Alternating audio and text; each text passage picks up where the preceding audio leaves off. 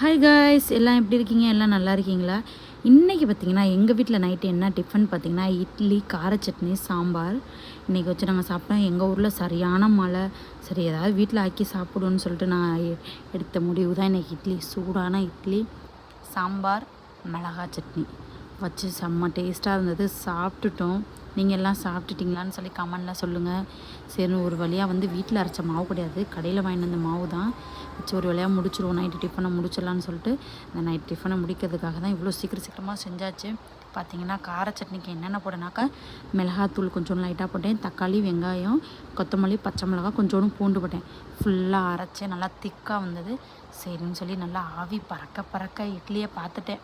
ஆஹா, நம்ம இட்லி வச்சு சாப்பிட்றோம் இல்லையா ஒரு வழியாக அப்படின்னு சொல்லி நேற்று வச்ச சாம்பார் இருந்தது, கார சட்னியை வச்சு இன்றைக்கி நைட்டு டிஃபனை முடிச்சுட்டேன். பாய், see you. இந்த வீடியோ பிடிச்சா உங்களுக்கு லைக் பண்ணுங்கள், ஷேர் பண்ணுங்கள், கமெண்ட் பண்ணுங்க.